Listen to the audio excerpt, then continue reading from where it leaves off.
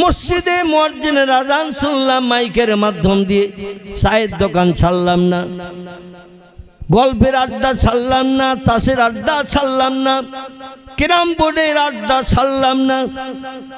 কিছু বৃদ্ধ বুড়ো চাচা, বুড়ো দাদা আজান শুনে ঘর থেকে বেরিয়ে যাচ্ছেন লাঠি নিয়ে খুটখুট করতে মসজিদে, কারণ আজরাইল কবে আসবে তার তো নাম নিশানা জানা নাই।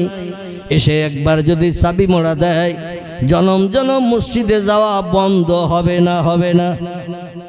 মসজিদে যাওয়া ওই চাচা দাদার বন্ধ হয়ে যাবে, কারণ 3 কাল চলে গেছে, 1 কাল বাকি।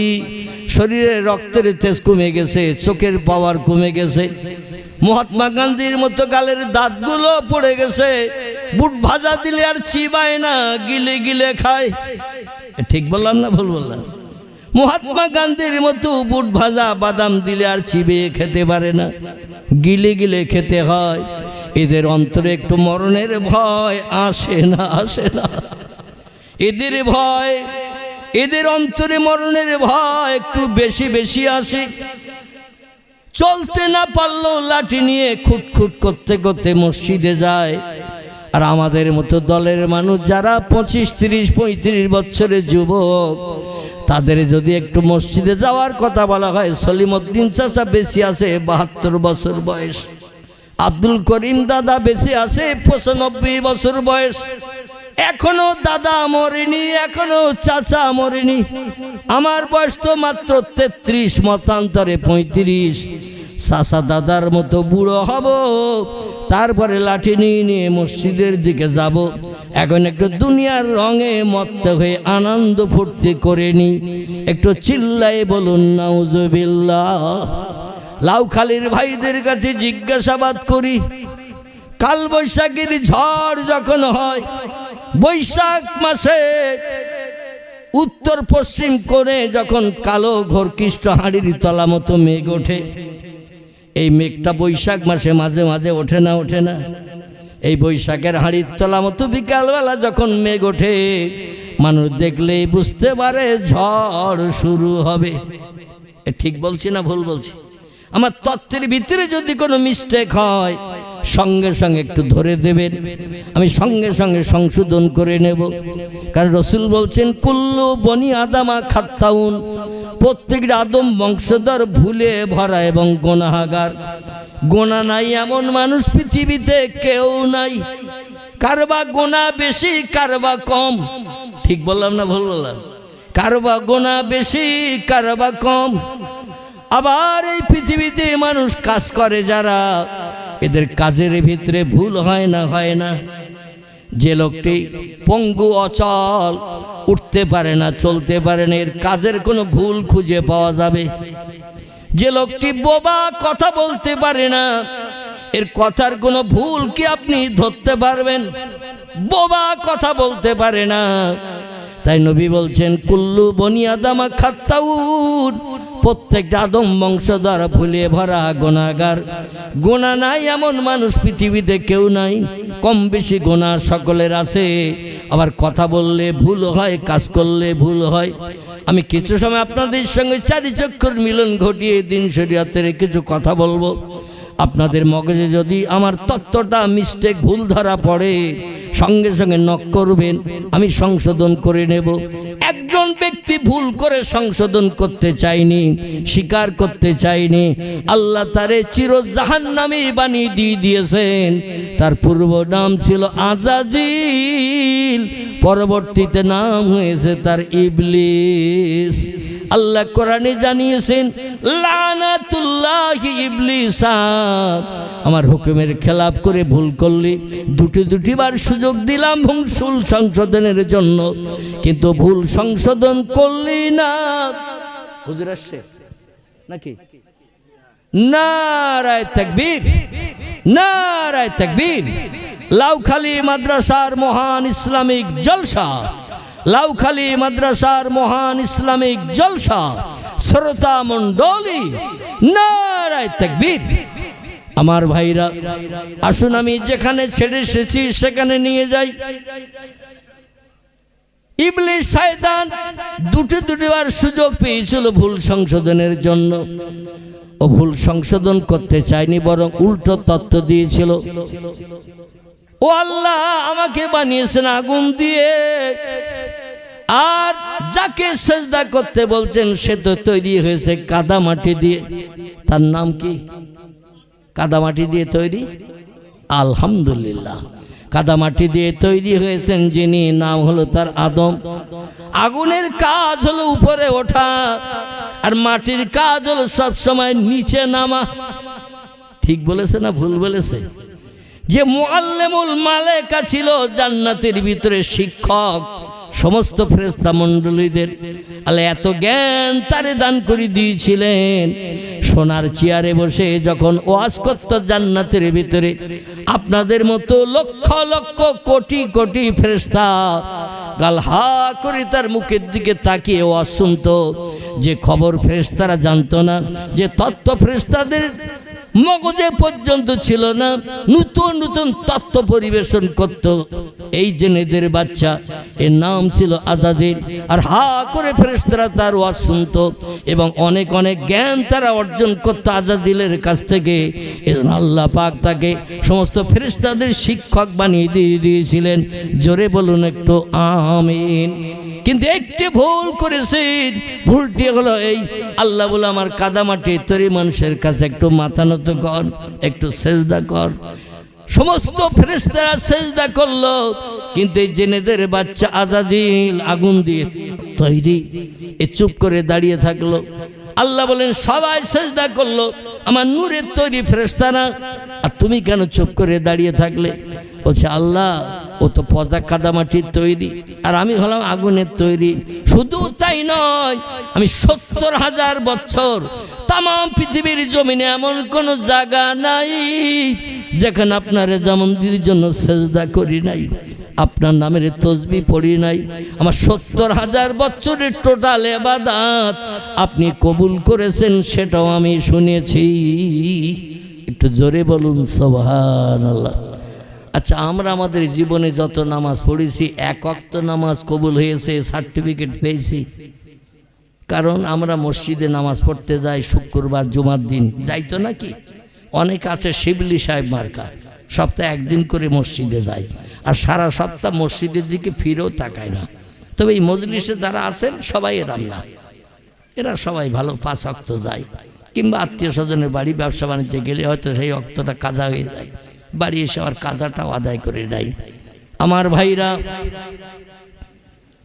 যে ৭০,০০০ বছর একটা ইবাদত করে আল্লাহকে রাজি করেছিলেন, আল্লাহ তাই সমস্ত ফেরেশতাদের শিক্ষক তারে বানিয়ে দিয়েছিল। আল্লাহ বললেন তুমি সেজদা কেন করো নাই?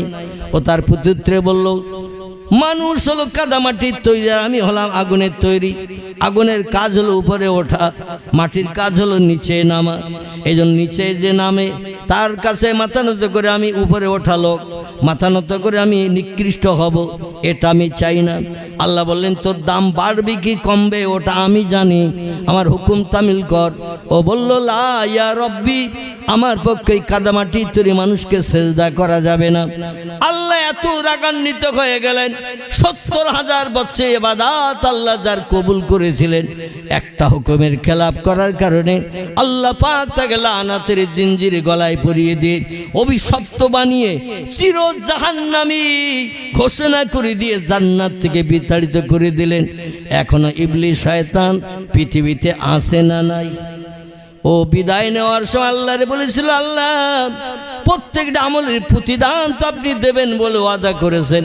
আমি যে ৭০,০০০ বছর ইবাদত করলাম, আমার ইবাদতের প্রতিদান কি দেবেন? আল্লাহ বলছেন আমি কোরআনে ওয়াদা করেছি, ফামাইয়া আমাল মিসকাল যাররাতিন খায়রান ইয়ারা ওমাইয়া আমাল মিসকাল যাররাতিন শাররান ইয়ারা। শস্য দানা পরিমাণ সৎ কাজ যে করবে, হাসরের মাঠে বিচারের দিন তাকে চোখে আঙুল দিয়ে সেটা দেখিয়ে দেয়া হবে। শস্য দানা পরিমাণ আবার অসৎ কাজ খারাপ কাজ যে লোকটি করবে, আমি তাকেও চোখে আঙুল দিয়ে দেখিয়ে দেব, এই দিন এই ভুল কাজটা খারাপ কাজটা করেছো। আল্লাহ ন্যায়ের তুলা দণ্ডে বিচার করবেন, কারোর জন্য কোনো পক্ষপাতিত্ব করবেন না। তার চেহারা দেখতে খুব খারাপ, চোখ একটা কানা, নাকটা খাদা, গায়ের রং কয়লার থেকেও কালো, ঠোঁট দুটো মোটা, বিশ্রী আকার, তারও আল্লাহ পাক কোনো বাড়তি বিপদে ফেলবেন না। আবার যার চেহারা বিশ্ব সুন্দর মার্কা, নায়ক মার্কা, অভিনেতা মার্কা, এই রকম সুন্দর চেহারা কোনো ব্যক্তির থাকার কারণে শস্য দানা পরিমাণ বাড়তি ফ্যাসিলিটিও তাকে দেবেন না। আল্লাহ সেদিন বিচার করবেন সূক্ষ্ম। জোরে বলুন একটু আমিন, আর একটু জোরে বলুন আমিন। আল্লাহর পয়গম্বর বলছেন, ও উম্মতি মুহাম্মাদিরা, আল্লাহকে রাজি করে জীবনের শখ যদি মেটাতে চাও, ইচ্ছা আশা আকাঙ্ক্ষা যদি পরিপূর্ণ করতে চাও, আল্লাহকে যদি আপন বানাতে চাও, তাহলে নামাজ নামাজ নামাজ নামাজ হলো তোমাদের মূল মন্ত্র। নামাজ ছাড়া আল্লাহরে কোনোদিন রাজি করতে পারবে না। হাজার যত সৎ কাজ করো, ভালো কাজ করো, কোরআন তেলাওয়াত করো, জিকির আজগার করো, তাসবিহ তাহলিল পাঠ করো, গরিব এতিমের এমন করে বিপদে মুসিবতে সাহায্য করো, এমন করে বাপ মার এতিম বাচ্চারে তুমি খাবার দাও, মাথায় হাত বুলিয়ে দাও, এমন করে বিভিন্ন সাহায্য সহযোগিতা করো, আমার কাছে তোমার কোনো ইবাদত কবুল হবে না, হবে না, হবে না। কারণ প্রথম ইবাদতের নাম হলো নামাজ। এই নামাজ তোমাকে আদায় করতে হবে। ইচ্ছাকৃত কোনো ব্যক্তি যদি এক ওয়াক্ত নামাজ কাজা করে, যেটা আমি বক্তৃতার পূর্বে আপনাদের কাছে বলছিলাম, পয়গম্বর বলছি শাস্তি স্বরূপ, অপরাধের দণ্ড স্বরূপ আল্লাহ তাকে 80 হব্বা জাহান্নামের আগুনে জ্বালাবেন। সাহাবীরা শুনে বলছি, ইয়া রাসূলুল্লাহ, ইয়া হাবিবাল্লাহ, মাহিয়াল হব্বা, হব্বা কি জিনিস আমরা তো বুঝি না। আপনি বলছেন এক ওয়াক্ত নামাজ কাজা করলে, আল্লাহর হুকুমের অমান্যতা দিলে 80 হব্বা জাহান্নামের আগুনে জ্বলতে হবে। হব্বাটা কি একটু বলুন। আল্লাহ নবী ভেঙে বলে দিলেন, সাহাবীরা, ও সাহাবীরা, 2,88,00,000 বছর একটানা জাহান্নামের আগুনে জ্বললে সেটা হয় এক হব্বা। কহব্বা 2,88,00,000 বছর একটানা জাহান্নামের আগুনে জ্বললে তারে বলা হয় এক হব্বা। এক ওয়াক্ত নামাজ কাজা করলে ইচ্ছাকৃত তারে জাহান্নামে রাখা হবে 80 হব্বা। এবার একটু ক্যালকুলেটারে লম্বা মোবাইল যাদের কাছে আছে, আমার কাছে একটা আছে ছোট মার্কা, শুধু একটু কথাবার্তা বলি, দেখাবো আপনাদের। হয়তো বলেন হুজুরের পকেটও বোধহয় আমাদের মতো বড় মাল আছে। আমি এইটা ব্যবহার করি অতীত কাল থেকে নিয়ে বর্তমান কাল পর্যন্ত এবং মরণের দিন পর্যন্ত। আল্লাহ জানো, এটাই ব্যবহার করতে করতে আমার কবরে নিয়ে যায়। কারণ এই বড় মাল যারা ব্যবহার করে, আঙুলের টাচ করলেই প্রথম মনের মানুষ বার হয় না, হয় না। লাউখাল এলাকায় কারো মনের মানুষ টানুষ নেই, আছে? প্রথম টাচ করলে বেরিয়ে যায় মনের মানুষ। অবৈধ প্রেমিকা, খুব ভালো করে শুনবেন, আল্লাহ পাক তার পাক কালাম কোরআন মজিদি সৃষ্টি শ্রেষ্ঠ করে আমাদের বানিয়েছেন। সূরা 3 তত্ত্ব কোট করে দিয়েছেন, বিসমিল্লাহির রহমানির রহিম, লাকাদ খালাকনাল ইনসানা ফি আহসানে তাকবীর। জোরে বলুন আল্লাহু আকবার। আল্লাহ বলছেন, যত সৃষ্টি চোখে দেখতে পাও, যত সৃষ্টি চোখে দেখতে পাও না, বাঘ ভাল্লুক হাতি সিংহ গন্ডার ইঁদুর কুকুর বিড়াল সাপ বিচ্ছু ব্যাং মাছি মশা পিপিলিকা কীট পতঙ্গ জীবজন্তু সার পোকা উকুন থেকে শুরু করে কিছু চোখে দেখতে পাই, দেখতে পাই না, এগুলো পৃথিবীতে আসে না নাই? এই পৃথিবী জমিনের উপরে সৃষ্টি বেশি না পানিতে সৃষ্টি বেশি? কথা বলে। এই পৃথিবীতে জমিনে যারা বাস করে এরা সংখ্যায় বেশি না পানিতে বাস করে যারা সংখ্যায় তারা বেশি? আল্লাহর মাথা অত গরম নয়। পৃথিবীতে জমিনের মাটি বেশি না সাগরের পানি বেশি?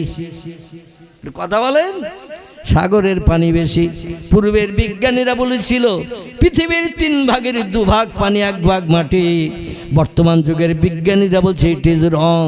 বাপদাদাদের মেশিন ভালো ছিল না, তাই খারাপ মেশিন দিয়ে তত্ত্ব দিয়েছিল ভূগোল বইতে। ইতিহাসে আমরা তত্ত্ব পেয়েছি। এখন ভালো যন্ত্র মেশিন বানিয়ে দেখলাম পৃথিবীর 4 ভাগের 3 ভাগ পানি, 1 ভাগ মাটি।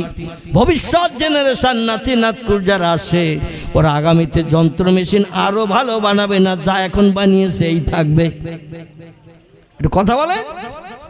আগামীতে নাতি নাতকুর যারা আসছে ভবিষ্যৎ প্রজন্মের বিজ্ঞানী তারা বর্তমান যুগের মেশিনগুলো সব অকেজো করে দেবে, নতুন নতুন মেশিন বানাবে। কারণ প্রথম মোবাইল মেশিন বেরিয়েছিল যখন এই মাল ছিল কিনা। পরবর্তীতে বিজ্ঞানীরা এখন টাচ মোবাইল বার করে দিয়েছে, একটু লম্বা আর এতটা চওড়া, ওতে একটু আঙুল সওয়ালেই প্রথম অ্যাকশন শুরু হয় না। আর এই মোবাইল বার করার কারণে বর্তমান একবিংশ শতাব্দীর যুগে সিনেমা হলগুলো পর্যন্ত অকেজো হয়ে গেছে। যদি বলেন হোয়াট ইজ দ্য ডকুমেন্ট, তাহলে গোটা কয় হলের নাম করব, একটু যেয়ে দেখে এসে আমার কথা একমত হবেন। আমাদের বসিরহাট সাবডিভিশন শহর, এখানে বড় বড় সিনেমা হল ছিল তিনটি। একটির নাম দেবযানী, একটির নাম ফাল্গুনী, একটির নাম মিলনী। খোলাপতার ওখানে বাদুড়িয়া রোডে ঢুকতেই বাম দিকে ছিল একটি হল, নাম তার বলাকা। বসিরহাট থেকে বারাসাত রোড মেন রোড দিয়ে গঙ্গা বাজারের ব্যাকের মুখে গেলেই ডান পাশে একটা সিনেমা হল ছিল, নাম ছিল তার তারা। আপনাদের পার্শ্ববর্তী এলাকা ঘটকপুকুর, নিশ্চয়ই আপনারা যাওয়া আসা করেন। পশাখাল পেরিয়ে ওধারে গেলে দুটি সিনেমা হল মুসলমানেরা বানিয়েছিল। একটির নাম হলো এমন করে নূরমহল ছিল না, নূরমহল। একটির নাম ছিল পাকিজা, রাস্তার ধার দিয়ে গেলেই দেখতে পাওয়া যেত। বর্তমানে এই মোবাইল মেশিন বার হওয়ার কারণে সব হলগুলো অকেজো হয়ে গেছে। হলের মালিকেরা এখন জন ধরে বলছে মাইনে দেব বেশি, খেতে দেব ভালো মন্দ, হাতুড়ি একটা হাতে নে আর গুলুম গাম অ্যাকশন চালা। হাতুড়ি একটা হাতে নে, গুলুম গারাম অ্যাকশন চালা, সিনেমা হল ভেঙে ফেল। বলে আপনি কি পাগল টাগল হয়ে গেছেন নাকি? এত কোটি টাকা খরচ করেছেন, এত লাখ খরচ করেছেন, সিনেমা হল বানিয়েছেন, মানুষেরা দেখতে আসতো ছবি, আর এখন ভাঙতে হবে কেন? বলে মোবাইল মেশিন সিনেমা হল বিজ্ঞানীরা পকেটে ভরে দিয়েছে, যুব সম্প্রদায় নারী পুরুষের পকেটে। হলে আসলে 3-4 ঘন্টা একটা ফিল্ম দেখা যায়, আর পকেটের মোবাইলে হাজার হাজার ফিল্ম ঢুকিয়ে দিয়েছে। ঠিক বলছি না ভুল বলছি? এই ফিল্ম ঢুকিয়ে দেওয়ার কারণে ঘরগুলো এখন সব সিনেমা হলে রূপান্তরিত হয়ে গেছে। তিরমিজি শরীফের হাদিস, আল্লাহর নবী সাল্লাল্লাহু আলাইহি সাল্লাম জানাচ্ছেন, যে ঘরে জীবজন্তুর ফটো ক্যালেন্ডারে টানিয়ে রাখা হয়, ওই ঘরটি ইসলাম শরীয়তে নাজায়েজ হারাম হিসাবে সাব্যস্ত হয়। ও ঘরে নামাজ, কালাম, তসবিহ, তাহলিল, জিকির, আজকার, কোরআন তেলাওয়াত আল্লাহর দরবারে কোনোদিন কবুল হবে। শেষের কথাটা বলেন একটু না, এইটাই আমি একটু আপনাদের মুখ দিয়ে শুনতে চাচ্ছি। আমার ভাইরা, যে ঘরে ক্যালেন্ডারে, পিকচারে জীবজন্তুর ফটো, মানুষের ফটো ক্যালেন্ডার কাগজে ছবি করে দেওয়ালে টানিয়ে রাখা হয়, নবী বলছেন ও ঘরটি ইসলাম শরীয়তে নাজায়েজ হারাম সাব্যস্ত হয়। ও ঘরে নামাজ, কালাম, তসবিহ, তাহলিল, কোরআন তেলাওয়াত, জিকির, আজকার, আল্লাহর ইবাদত বন্দেগী কোনোদিন কবুল হবে না। যেখানে ইবাদত কবুল হবে না, সেদিন আল্লাহর কাছে কিছু চাইলে আল্লাহ কি বান্দাদের দেবে? মজুরি না খাটলে যেমন পরিশ্রমের মূল্য পাওয়া যায় না, আল্লাহর ক্ষেত্রে একটু পরিশ্রম করতে হবে, মজুরি খাটতে হবে। তবে জায়গাটা পবিত্র হওয়ার দরকার আছে না নাই? আমার ভাইরা, মোবাইলে সুইচ টিপলে দেখবেন ঢোল তবলার বাজনি বাজে না। রাসূল বলছেন আমি বাজনি হারাম করতে পৃথিবীতে এসেছি। যেখানে ঢোল তবলার বাজনি, সেতারার বাজনি, পিয়ানোর বাজনি, হারমোনিয়ামের বাজনি যেখানে একবার দুবার শুরু হয়ে যায়, ও ঘরটি ইসলাম শরীয়তে নাজায়েজ হারাম হয়। ও ঘরে ইবাদত বন্দেগী, কোরআন তেলাওয়াত কোনোদিন আল্লাহর দরবারে কবুল হবে না। আর আল্লাহর দরবারে আমাদের ইবাদত কবুল হচ্ছে না বলে পৃথিবীতে বর্তমান 250 কোটির উপরে মুসলমান, কত বললাম? 250 কোটির উপরে মুসলমান এই পৃথিবী আমরা বসবাস করছি 850 কোটি মানুষের ভিতরে। 850 কোটি মানুষ তামাম পৃথিবীতে বাস করছে। এর ভিতরে হিন্দু আছে, জৈন আছে, শিখ আছে, বৌদ্ধ আছে, চৈতন্য আছে, ইহুদি আছে, খ্রিস্টান আছে, কোল আছে, ভিল আছে, নাগা আছে, খাসা আছে, মুন্ডা আছে, আর্য আছে, অনার্য আছে, আদিবাসী আছে, সাঁওতালি আছে। সব ধর্মাবলম্বীদের মিলে 4500 উপরে ধর্ম পৃথিবীতে বিদ্যমান। সব ধর্মের অনুসারী আছে না নাই? এই সব ধর্মের অনুসারীদের যে আলাদা আলাদা ভাগ করা হয়, তারা সংখ্যা একেবারে নগণ্য হয়ে যাবে। আর আমরা মুসলমান এই পৃথিবীতে বর্তমান বাস করছে 250 কোটির মতো, কিন্তু আমরা আল্লাহরে ডাকি, আল্লাহ আমাদের ডাকে সাড়া দেয় না, আমাদের সাহায্য করেন না, মুখের দিকে আল্লাহ ফিরেও তাকান না। কারণ আমরা অপদার্থ বান্দি হিসাবে বর্তমান 21 শতাব্দীর যুগে আমরা বিবেচিত হয়ে গেছি। চিল্লায়ে বলুন একটু নাউজুবিল্লাহ। আমি অনুরোধ রাখবো, কবরের যাত্রী আল্লাহ আবার আমাকে একটু চেয়ারে বসিয়েছেন। কম বেশি আপনারা জানেন আমি দীর্ঘ 4 বছর কঠিন রোগে আক্রান্ত ছিলাম। একদিন বাদ একদিন আমাকে কলকাতায় ডায়ালিসিস করতে যেতে হয়েছে 3.5 বছর। একদিন বাদ একদিন বসিরহাট থেকে কলকাতা আসে আরএন-টেগর হসপিটাল, দেবী শেঠির হসপিটাল, আমার বাড়ি থেকে ওই হসপিটাল পর্যন্ত দূরত্ব 82 কিলোমিটারের মতো রাস্তা। প্রতিদিন 82 কিলোমিটার যেতে হয়েছে। আবার 4 ঘন্টা বেডে শুয়ে ডায়ালিসিসের পরে আবার 82 কিলোমিটার আমাকে ঘরে ফিরতে হয়েছে। আবার একদিন পরে যেতে হয়েছে ডায়ালিসিস করতে কলকাতায়। 1 মাস নয়, 2 মাস নয়, আমার ভাইরা 3.5 বছর কাল এইভাবে আমাকে ডায়ালিসিস করতে হয়েছে। ডাক্তারের সরাসরি মুখে আমি অদম শুনেছি 1.5 বছরের বেশি কোনো রুগী ডায়ালিসিস টানতে পারে না। ডায়ালিসিস টানতে টানতেই তাদের দম বন্ধ হয়ে যায়, হার্ট অ্যাটাক হয়ে যায়, সেন্সলেস হয়ে মারা যায়। কিন্তু আল্লাহ পাক অধমকে আপনাদের মতো লক্ষ লক্ষ মানুষের সুদোয়া অনেক দোয়ার বাবরকতে 3.5 বছর ডায়ালিসিস চালানোর পরও কলকাতা আরএন-টেগর হসপিটাল গত 2024 সাল 18ই জানুয়ারি আমার পেট একেবারে পাঁজরে কাটে থেকে নিয়ে কুস্কি পর্যন্ত পুরো ফেড়ে ফেলে দিয়ে 22টার মতো সেলাই আমার এই পেটে দেওয়া। আমার ভাইরা, তারপরও আল্লাহ পাক অধমকে হায়াতে বাঁচিয়ে রেখেছেন। গ্রামের 98% মানুষের ধারণা ছিল আমি অধম আর বাঁচব না। মসজিদের মাইকের দিকে কানও নিয়ে থাকতো গ্রামের মানুষ, কখন মাইকে আলোয়াজ হয় মৌলবি মারা গেছে। কিন্তু বাংলা একটা প্রবাদ আছে, রাখে আল্লাহ মারে কে, আর মারে আল্লাহ রাখে কে। এ প্রবাদ যে বাস্তব 100% সত্য, আল্লাহ অধমকে দিয়ে সেটা দেখিয়ে দিয়েছেন। আমি কবরের যাত্রী হয়ে গিয়েছিলাম। বর্তমানে আমার ওজন এখন 59 কেজি, 59.5। আমার ডায়ালিসিস চলতো যখন ওজন হয়ে গিয়েছিল 44-44.5 কেজি। গায়ে কোনো গোস্ত মাংস কিছুই ছিল না, হাড়ের গায়ে শুধু চামড়া কভারিং করা ছিল। আমার চেহারাটা কালো বর্ণ হয়ে গিয়েছিল। বসলে পাছায় হাড় ফুটতো, হাড় পাছায় যে মাংস থাকে অল্প দাগ, আমার পাছায় কিছু ছিল না। বসলে বিছানায় হাড় ফুটতো। সেই অধম যাত্রীকে আল্লাহ পাক আবার একটু চেয়ারে বসার সুযোগ দিয়েছেন।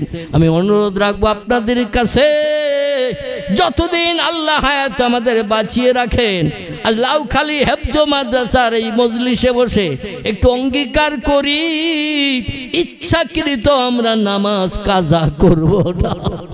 একটু সকলে অঙ্গীকার করিনি, ইচ্ছাকৃত নামাজ কাজা করব না। কারণ ইচ্ছাকৃত 1 ওয়াক্ত নামাজ কাজা করলে 80 হব্বা জাহান্নামের আগুনে যদি জ্বলতে হয়, আর 1 হব্বা মানে 2,88,00,000 বছর। তাহলে ক্যালকুলেটর মেশিনে যদি আপনি সংখ্যাটা গুণ করতে থাকেন, সংখ্যাটা লিখতে থাকেন, ওই ক্যালকুলেটর মেশিন কিংবা মোবাইল বড় মেশিন এ থেকে সংখ্যার জায়গা ধরবে নাকি? জায়গা ধরবে? 2,88,00,000 বছর যদি 1 হব্বা হয়, তাহলে 80 হব্বা একদিনের 1 ওয়াক্ত নামাজ কাজা করলে জাল জ্বলতে হবে।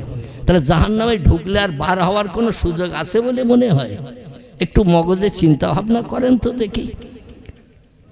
দৈনন্দিন কত ওয়াক্ত নামাজ ফরজ? কত? 5 ওয়াক্ত নামাজ ফরজ। এই ফরজ হুকুম আল্লাহর দুনিয়ায় বাস করতে গেলে, আল্লাহর নেয়ামত খেতে গেলে, আল্লাহর অনুদান বিবি বাচ্চা নিয়ে সংসার জীবনে সুখ ভোগ করতে গেলে, আল্লাহর জমিনে ঘর বেঁধে থাকতে গেলে মালিকের একটু মান্যতা দিতে হবে না? হবে না? যে আল্লাহ বানিয়েছেন এই পৃথিবীর জমিন, আল্লাহ বলছেন খলাকাস সামাওয়াতি ওয়াল আরদ, আকাশ বানিয়েছি আমি, জমিনও বানিয়েছি আমি। আমার জমিনে বাস করবে আর আমার হুকুম শুনবে না, মালিকের কথা শুনবে না, তোমার মতো গোলামের আমার জমিনে থাকতে দেব না। আল্লাহ তাই কোরআনের 27 পারা সূরা রহমানে রাগান্বিত হয়ে একটু অনুতপ্ত হয়ে তত্ত্ব কট করে দিলেন। বিসমিল্লাহির রহমানির রহিম। ইয়া মাশারাল জিন্নি ওয়াল ইনসি ইন ইসতাতাতুম মিন আকতারিস সামাওয়াতি ওয়াল আরদ ফানফুযু লা তানফুযুনা ইল্লা বিসুলতান। জোরে বলুন আল্লাহু আকবার। এই দ্বিতীয় রুকুতে আসে না নেই আয়াতটাই? সূরা রহমানের দ্বিতীয় রুকু। আল্লাহ পাক বলছেন, ও দুনিয়ার জিন ইনসান সৃষ্টির শ্রেষ্ঠ দুটি জাতি আল্লাহ পৃথিবীতে শ্রেষ্ঠ করে পাঠিয়েছেন। একটি হলো আগুন দিয়ে বানানো জিন, একটি হলো কাদামাটি দিয়ে বানানো মানুষ। আবার এই দুটি জাতির ভিতরে কারা সেরা আল্লাহ কোরআনে সূরা 3 তত্ত্বকট করে দিলেন। লাকাদ খালাকনাল ইনসানা ফি আহসানি তাকবীর। যত সৃষ্টি চোখে দেখছো, যত সৃষ্টি চোখে দেখতে পাও না, সমস্ত সৃষ্টির ভিতরে আমি মানুষকে সেরা করে বানিয়েছি। জোরে বলুন একটু আল্লাহু আকবার, আর একটু জোরে বলুন আল্লাহু আকবার। তাহলে আমরা হলাম সৃষ্টির সেরা। তত সময় পর্যন্ত আমরা সেরা হব না যত সময় পর্যন্ত কোরআনের ইন্ট্রোডাকশন, সূচনা শুরু থেকে নিয়ে শেষ পর্যন্ত কোরআনের কথাগুলোকে মান্যতা দেব না। কোরআনের টোটাল কথাগুলোকে যদি আমরা মান্যতা দিই, আল্লাহ আমাদের জন্য গাইড বুক, জীবন বিধান করে কোরআন পাঠিয়ে দিয়েছেন। পৃথিবীতে কোরআন ছাড়ার যত ধর্মগ্রন্থ আছে, কোনো ধর্মগ্রন্থ বর্তমান 21 শতাব্দীর যুগে গাইড বুক হিসাবে একে বিবেচিত আছে? নাই নাই নাই। কারবা নাম বেদ, কারবা নাম পুরাণ, কারবা নাম গীতা, কারবা নাম ভগবত, কারবা নাম রামায়ণ, কারবা নাম মহাভারত, কারবা নাম গ্রন্থ সাহেব, কারবা নাম জেন্দাবস্তা, কারবা নাম মনুসংহিতা, কারবা নাম উপনিষদ, কারবা নাম তৌরিদ, কারবা নাম জব্বুর, কারবা নাম ইনজিল। যত ধর্মগ্রন্থ দেখতে পাই, কোন ধর্মগ্রন্থ এই 21 শতাব্দীর যুগের আখির জামানার নবীর উম্মতের জন্য কোন ধর্মগ্রন্থ গাইড বুক, জীবন বিধান নয়। একটাই মাত্র গাইড বুক, জীবন বিধান আল্লাহ লৌহে মাহফুজে সংরক্ষণ করে রেখেছিলেন আদম নবীর জমানার আগে, শীষ নবীর জমানার আগে, এমন করে নূহ নবীর জমানার আগে, ইব্রাহিম নবী, ইসমাইল নবী, ইসাক নবী, ইয়াকুব নবী, ইউসুফ নবী, যত পয়গম্বর পৃথিবীতে এসেছেন ও সময় লৌহে মাহফুজে কোরআন ছিল না? ছিল না? ছিল না? ছিল না? কোরআন সংরক্ষিত ছিল। কিন্তু আল্লাহ কোন নবীর উম্মতির জন্য কোরআন পৃথিবীতে নাজিল করেন নাই, পাঠান নাই। কেবল কোরআন রেখে দিয়েছিলেন আমাদের জন্য। জোরে বলুন একটু সুবহানাল্লাহ। সেই কোরআনে আল্লাহ বলছেন, ফানকিহু মা তাবা লাকুম মিনান নিসা মাসনা সুলাসা ওয়া রুবা ফাইন খিফতুম আল্লাহ তাদিলু ফাওয়াহিদাতান আল আখির। চিল্লাই বলুন একটু আল্লাহু আকবার।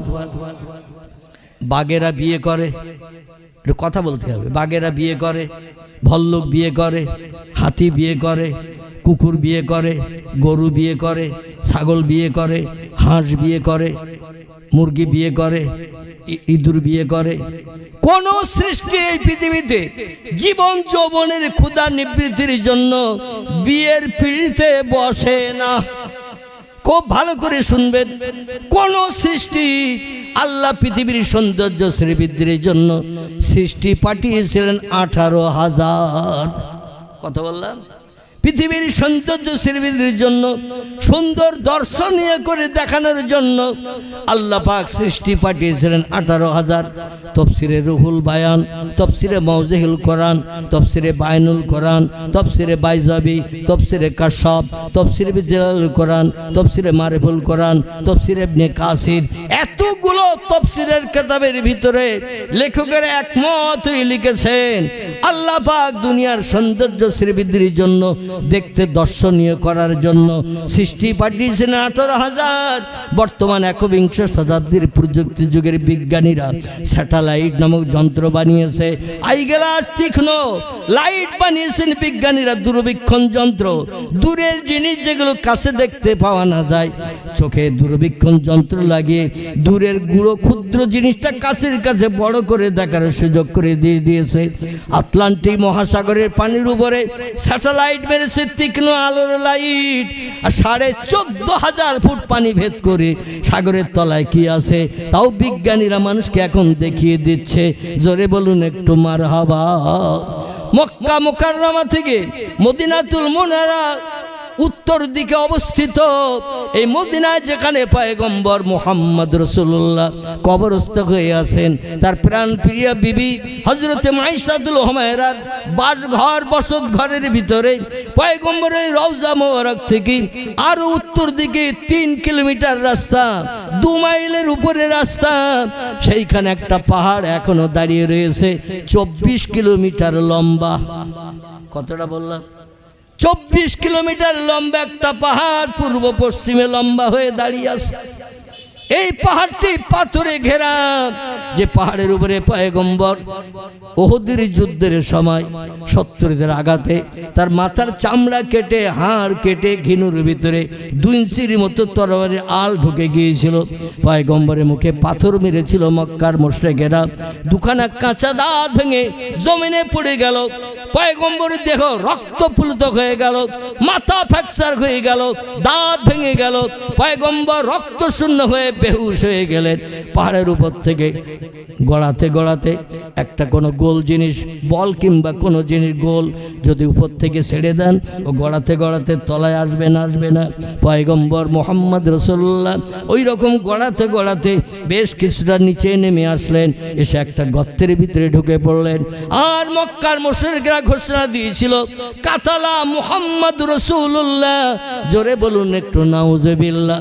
সারা মক্কার মানুষ ঘোষণা দিল মুহাম্মদ মার্ডার হয়ে গেছে, মুহাম্মদ দুনিয়া থেকে বিদায় হয়ে গেছে। আমাদের ধর্মের বিরুদ্ধে কোনো মন্তব্য মুহাম্মাদের মুখে শুনতে হবে না। আল্লাহ পাক ডেকে বলছেন মক্কার মুশরিকেরা আমার হাবিবকে এখন বিদায় করালে কিয়ামত পর্যন্ত ইসলাম পৃথিবীতে প্রতিষ্ঠিত থাকবে না। এজন্য আমি আল্লাহ পাক ফেরেশতাদের মাধ্যম দিয়ে আমার হাবিবকে শুশ্রূষা দেব। জোরে বলুন একটু সুবহানাল্লাহ। এই পাহাড়টির নাম ওহদ। ওহদ পাহাড়ের নামকরণ করে যুদ্ধের নামকরণ করা হয়েছে ওহদের যুদ্ধ। এই পাহাড়টি 24 কিলোমিটার লম্বা।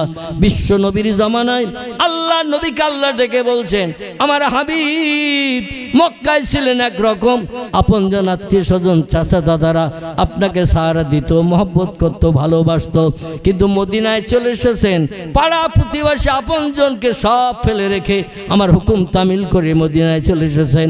আর মদিনায় আসার পর যুদ্ধের মাঠে যে সমস্ত ব্যক্তিরা শহীদ বরণ করে তাদের বিবিদের বাচ্চাদের বিধবা এতিম বানিয়ে রেখেছে, ওই বিধবা নারীরা আপনার কাছে যে চোখের পানি ফেলে কেঁদে কেঁদে দুঃখ জানায়, আপনি অভাগা নারীদের চোখের পানি সহ্য করতে পারেন না। ইয়া রাসূলুল্লাহ, এই জন্য অভাগা নারীদের মনোবাঞ্ছা পূর্ণের জন্য, চোখের পানি মোচনের জন্য একাধিক কর্মে আপনি 11 মতান্তরে 13টি বিয়ে করতে বাধ্য হয়ে পড়েছেন। নবীজির স্ত্রীর সংখ্যা কেউ বলেছেন 11, কেউ বলেছেন 13 যারা বলেছেন 2 জন বাড়ির চাকরানি ঝি ছিল, একজনের নাম জওয়ারিয়া, একজনের নাম হযরতে মারিয়া। এরা একদিন কান্না শুরু করেছে, 2 জনে এক জায়গায় বসে আলাপ আলোচনা করে আল্লাহ নবীর সামনে কান্না শুরু করেছেন। রাসূল বলছেন মাফ কুকে আইয়ুহান্নেসা, এ বাড়ির চাকরানি ঝি তোমরা 2 জনে একসঙ্গে মিলে এখানে কাঁদছো, আমার বিবিরা কি তোমাদের অত্যাচার করেছে, উৎপীড়ন করেছে, মারধর করেছে, গালিগালাজ করেছে, তাই তোমরা বহির্প্রকাশের জন্য চোখের পানি ফেলে কাঁদছো? আল্লাহ নবীর বাড়ির চাকরানি যে 2 জন হযরতে জাওয়ারিয়া মারিয়া বলে লা ইয়া রাসূলুল্লাহ, হে আল্লাহর পয়গম্বর আপনার বিবির আমাদের সঙ্গে দুর্ব্যবহার করেনি, কাজের ত্রুটির জন্য কোনো গালিগালাজ করেনি। নবী বললেন তাহলে কাঁদো কেন? 2 দুইজন নারী বলছি ইয়া রাসূলুল্লাহ সংসারে সব কাজ আমরা করি, করার সুযোগ পাই, জামা কাপড় পরিষ্কার করা, রান্না বান্না করা, ঝাড়ঝুট দেওয়া, পানি টানি আনা, যা কিছু কাজ আপনার বিবির আমাদের দিয়ে করিয়ে নেয়। একটা কাজের সুযোগ এখনো পর্যন্ত লম্বা দিন বাড়ির চাকরানি হওয়া সত্ত্বেও একটা সুযোগ থেকে আমরা বঞ্চিত, একটা সুযোগ এখনো পেতে পারি নাই। তাই আমরা চোখের পানিতে বুক ভাসে আপনার কাছে কাচ্ছি, কারণ আল্লাহ পাক আপনার নামের পাশে সার্টিফিকেট দিয়েছেন, ওমা আরসালনাকা ইল্লা রাহমাতাল লিল আলামিন। জোরে বলুন একটু আল্লাহু আকবার। আল্লাহ ডেকে বলেন, হাবিব গো আপনাকে আমি দুনিয়ায় পাঠিয়েছি কি করে আপনি কি জানেন?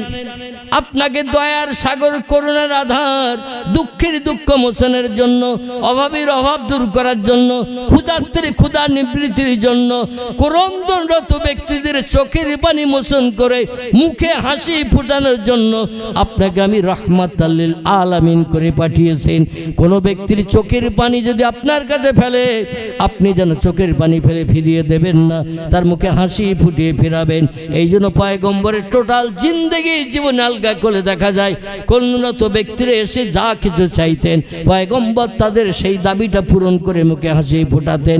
অভাগী নারীরা ডেকে বলল, ইয়া রাসূলুল্লাহ একটা দায়িত্ব থেকে আমরা বঞ্চিত, সেটা আপনার বিবিরা রাতের বেলা যে সেবা পরিষেবা দিয়ে আপনারে খুশি করেন, ওই পরিষেবাটা আমরা দিতে পারি না, কারণ আপনার বিবির তালিকায় আমাদের নাম লেখা নাই।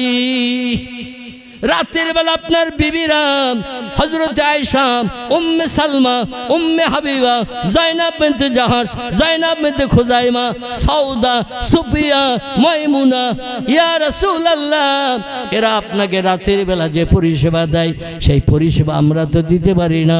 নবীগত আপনার বিবির তালিকায় আমাদের এই দুইজনের নামকে একটু নথিভুক্ত করা যাবে। রসুল বললেন, ও জাওয়ারিয়া আমারিয়া, আমার তো আর বিয়ের প্রয়োজন দরকার নাই, তারপর আমি বয়স বৃদ্ধ হয়ে গেছি, আমার বয়স এখন বর্তমান 58-59 কোঠায় পতিত হয়ে গেছে। 3 কাল চলে গেছে, 1 কাল বাকি, আর বিয়ের কোনো প্রয়োজন নাই, কিন্তু তোমরা চোখের পানিতে বুক ভাসিয়ে কাঁদবে। আমি রসুল ওটা দেখতে পারি না, পছন্দ করি না, সহ্য করতে পারি না। তাই তোমাদের চোখের পানি মোচন করতে আমার স্ত্রীর তালিকায় তোমাদের দুইজনের নাম নথিভুক্ত করে নিলাম। জোরে বলুন একটু সুবহানাল্লাহ। নবীজির একাধিক ক্রমে মদিনার দেশে 10 বছরের জিন্দেগিতে স্ত্রী সংখ্যা ছিল টোটাল 9 জন। কজন বললাম? 9 জন বিবি ছিল মদিনার দেশে। মক্কা নগরীতে নবীর স্ত্রী ছিল মাত্র 1 জন। কজন? বিশ্ব নবী 53 বছর বয়স পর্যন্ত মক্কা নগরীতে বসবাস করেছেন, স্ত্রী ছিল 1 জন। আর মদিনায় যাওয়ার পরে নবীর স্ত্রীর সংখ্যা বাড়তে বাড়তে বেড়ে দাঁড়ালো 9 জন। কোন স্ত্রী যখন মারা যেতেন, আল্লাহ নবী আর একটা বিয়ে করে 9 সংখ্যা রাখতেন। 9-এর উপরে নবী কোনো নারী একসঙ্গে রাখেন নাই। আল্লাহ একদিন ডেকে বলে, আমার হাবিব গো আপনার বিবির সংখ্যা একাধিক, 11 মতান্তরে 13টা বিয়ে করেছেন, 9 জন স্ত্রীকে নিয়ে মদিনায় সংসার যাপন করছেন। মক্কার কোনো জায়গা জমি আপনি নিয়ে আসতে পারেননি, খেজুর বাগানের খেজুর গাছ নিয়ে আসতে পারেননি, ব্যবসার জন্য টাকা পয়সা নিয়ে আসতে পারেননি। রাতের বেলা খালি হাতে আমার হুকুম তামিল করে জিবরিলের কথা মোতাবেক বাড়ি ঘর সব ফেলে রেখে 650 কিলোমিটার রাস্তা এই মদিনার দেশে চলে এসেছেন। আপনার বিবিধ দিনে সংসার যাপন করতে যে একাধিক ক্রমে 9 জন স্ত্রী সংসার করতে যে বড় অভাব দেখা দেয়, অনটন দেখা দেয়। কোনোদিন দুপুরে রান্না হয়, রাতের বেলা খাবার জোটে না। কোনোদিন রাতের বেলা সামান্য কিছু রান্না হয়, সকালে দুপুরে কোনো খাবার জোটে না। এইভাবে আপনি না খেয়ে অনাহারা থাকবেন, বিবিদের অনাহারা রাখবেন, আর আমার দিনের কাজ মদিনার দেশে করবেন। আমি আল্লাহ বড় কষ্ট পাই, দুঃখ পাই। হাবিব গো আপনার মদিনার দেশের জিন্দেগি আমি দুঃখের কাটাতে চাই না। ও আমার হাবিব গো, এই মদিনার নামকরণ আমি তো করেছি। এ দেশের পূর্ব নাম ছিল ইয়াসরিব। কি নাম? এই দেশের পূর্ব নাম ছিল ইয়াসরিব। মক্কা থেকে হিজরত করে যখন মদিনায় এসেছেন, এই দেশের নাম আমি পাল্টে দিয়ে দিয়েছি আল মদিনাতুল মুনওয়ারা। মদিনাতুল মুনওয়ারা শব্দের বাংলা অর্থ হলো শান্তির দেশ, খুশির দেশ, আরামের দেশ। আরে আরামের দেশ বানানোর পর আপনার সংসার অচল হবে, খাওয়া দাওয়া হবে না, অনাহারা থাকবেন, বিবিদের কাপড় চোপড় দিতে পারবেন না। আমি আল্লাহ ওটা পছন্দ করি না, আমার মদিনার নামকরণটা সার্থকতা হচ্ছে না। এই জন্য আমি আপনার একটা হুকুম করছি হাবিব, এ আমার হাবিব একটি হুকুম করছি। আল্লাহর পয়গম্বর বলে, ইয়া রব্বি, কি আপনি বলছেন বলুন। আল্লাহ বলছেন, যেখানে ওহদের যুদ্ধ হয়েছে, ওই যে লম্বা পাহাড়, যে পাহাড়ে আপনার মাথায় তরবের আঘাত করেছে, পাথর ছুরি দিয়ে দুখানা দাঁত ভেঙে দিয়েছে, ওই পাহাড়ের উপরে শুধু একখানা দুখানা করে পাথর, আর তলায় যত পাথর ছিল, আমি আল্লাহ কোন শব্দের মাধ্যম দিয়ে আপনার সংসার জীবন সুখের বানানোর জন্য আমি আল্লাহ সব সোনা বানিয়ে দিলাম। নারায়ে তাকবীর।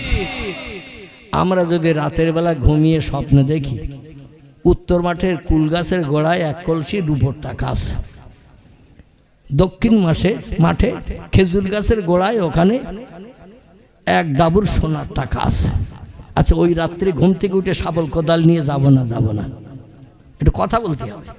যাব না, রাত ১:০০টার সময় ঘুমিয়ে স্বপ্ন দেখছি, স্বপ্ন দেখেই ঘুম ভেঙে গেছে। একা যেতে যদি ভয় লাগে, খোকার মারও ডেকে নিয়ে যাব কিনা। দিনের বেলা গেলে অনেকে দেখতে পাবে, ভাগসাবে। এখন চল তুই আর আমি দুইজন যাই। এ ঠিক বললাম না ভুল বললাম? এক কলসি সোনার টাকা যদি পাই, এক ডাবর যদি রূপোর টাকা পাই, সংসারের অভাব দূর হয়ে যাবে। আল্লাহ ডেকে বললেন, হাবিব, টোটাল ওহদ পাহাড় 24 কিলোমিটার রাস্তা, এই পাহাড়ের উপরে শুধু পাথর দিয়ে কভারিং করা, ঘেরা, তলায় যত পাথর, আমি আল্লাহ পাক কোন শব্দের মাধ্যম দিয়ে সোনা বানিয়ে দিয়ে দিলাম। আল্লাহ কোরআনে সূরা ইয়াসিনে তত্ত্ব কোট করছেন, বিসমিল্লাহির রহমানির রহিম, ইন্নামা আমরুহু ইযা আরাদা শাইয়ান আইয়াকুলা লাহু কুন ফায়াকুন। জোরে বলুন একটু আল্লাহু আকবার, আর একটু জোরে বলুন আল্লাহু আকবার। আল্লাহ বলছে, আমি তোমাদের এমন একজন প্রভু, যখন কোনো বিষয় কোনো হুকুম করি, এজা আরাদা শাইয়ান, কোনো কিছু তৈরি করার পরিকল্পনা ইচ্ছা প্রকাশ করি, আইয়াকুল আলাহু, আমার জবান দিয়ে শুধু একটু বলি কুন, হয়ে যা, ফাইয়া কোন, সঙ্গে সঙ্গে যেটা হতে বলি সেটা হয়ে যায়। আমার কোনো কিছু বানাতে তৈরি করতে 1 সেকেন্ডের বেশি 2 সেকেন্ড সময় অতীতকালে লাগেনি, বর্তমানেও লাগছে না, ভবিষ্যতও লাগবে না। আমি এমন একজন পাওয়ারফুল স্রষ্টা। জোরে বলুন একটু সুবহানাল্লাহ। আল্লাহ নবী ডেকে বললেন, আল্লাহ আপনি আমার সংসার জীবন সুখের বানানোর জন্য ওহদ পাহাড়টা সোনা বানিয়ে দিলেন, আর একটু তত্ত্ব দিয়ে দিলেন, আপনি দিনের বেলা যেন সোনা আনতে যাবেন না, লোকজন দেখলে তারাও আপনার সঙ্গে হয়ে পিঁপড়ের মতো লাইন দিয়ে সোনা সব উঠিয়ে নিয়ে যাবে। রাতের বেলা গভীরে যখন লোকজন চলবে না, রাস্তাঘাটে দেখতে পাওয়া যাবে না, একটু গোপনে সন্তর্পণে ওহদ পাহাড়ের কিনারায় যাবেন, যে একটু পাথর সরিয়ে সোনা আনিয়ে নিয়ে চলে আসবেন, বাজারে বিক্রি করবেন, টাকা হবে, আর এই টাকা দিয়ে সংসারে সব অভাব দূর করে নেবেন। পয়গম্বর ডেকে বলেন, আল্লাহ, জিবরিল আমিনের মুখে শুনেছি ধনীদের 500 বছর আগে গরিবেরা জান্নাতে যাবে। একটু জোরে বলুন। তাহলে গরিব হলে লাভ না লস? গরিব হলে লস নয়, লাভ লাভ লাভ। ধনীরাও মসজিদে ইবাদত করে, রমজানে রোজা রাখে, দান সাদকা খয়রাত করে, কোরআন তেলাওয়াত করে, জিকির আজগার করে, কিন্তু ধনীদের হাসরের মাঠে আল্লাহ দাঁড় করিয়ে রাখবেন 500 বছর। আর গরিবেরা কবর থেকে হাসরে গেলে আল্লাহ তাদের প্রথম জান্নাত হালাল বানিয়ে দেবেন। বলবেন, দুনিয়ায় ভালো মন্দ খেতে পারিসনি, ভালো জামা কাপড় পরতে পারিসনি, ভালো আরামের বিছানায় শুতে পারিসনি, তবু আমার ইবাদত বন্দেগি ভুলিসনি রে বান্দা, আমার ইবাদত ভুলিসনি। পৌষ মাসে কোরিয়ান কম্বল গায়ে জড়িয়ে বিশ্রাম নিতে পারিসনি, গামছা জড়িয়ে তোর পৌষ মাস কেটে গেছে, মাঘ মাস কেটে গেছে, আর মুয়াজ্জিন আজান শুনেছিস, গামছা গায়ে দিয়ে মসজিদে চলে গেছে, ছেড়ে একটা জামা গায়ে দিয়ে মসজিদে চলে গেছে, কাঁপুনি হয়েছে তাও কম্বল ছেড়ে লাথি মেরে বেরিয়ে এসেছিস, আর হাসরের মাঠে এখানে দগ্ধ হবি সূর্যের রৌদ্রে। আমি আল্লাহ ওটা পছন্দ করি না। এই জন্য তোদের আমি আল্লাহ দুনিয়ায় পরিশ্রমের কারণে, দুনিয়ায় কষ্ট করে আমার ইবাদতের কারণে আমি ধনীদের 50 নয় 500 বছর আগে তোদের জান্নাত হালাল বানিয়ে দিলাম। জান্নাতের ভিতরে ঢুকে যা, ভালো মন্দ নেয়ামত খা, খেয়ে খেয়ে কলিজা ঠান্ডা কর। ধনীরা যখন জান্নাতে যাবে হিসাব নিকাশ পরে যে দেখবে সলিমউদ্দিন চাচা গরিব মানুষ, কুড়িয়ে ঘর, সে তো জান্নাতে ঘুরঘুর করে ঘুরছে। আব্দুল করিম ভাই যে ভিক্ষা টিক্কা করতো, সেও তো ঘুরে ঘুরে বেড়াচ্ছে। বলে কি খবর ভাই? বলছে আপনারা কোথায় ছিলেন? বলে এতদিন হাসরের মাঠে ছিলাম। বলে কবে এসেছেন? বলে আজই এসেছে।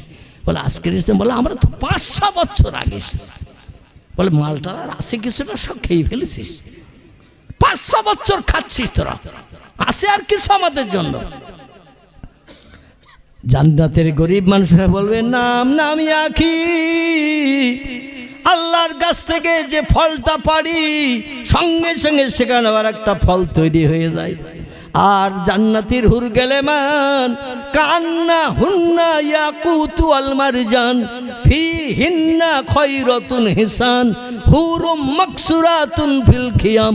জোরে বলুন একটু আল্লাহু আকবার। আল্লাহ বলছেন রূপবতী যুবরী অস্পরা সুন্দরী হুর গেলেমান জান্নাতের ভিতরে বানিয়ে রেখেছি বেটা ছেলেদের পরিষেবা দেওয়ার জন্য। এই জান্নাতি হুর গেলেমানদের আমি আল্লাহ জান্নাতের ভিতরে সুন্দরী রূপবতী যুবতী করে বানিয়ে রেখেছি।